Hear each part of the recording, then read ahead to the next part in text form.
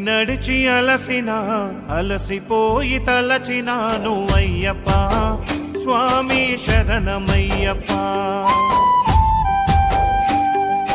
పిలిచి కొలచి పాట పాడినాను అయ్యప్ప స్వామి శరణమయ్యప్ప.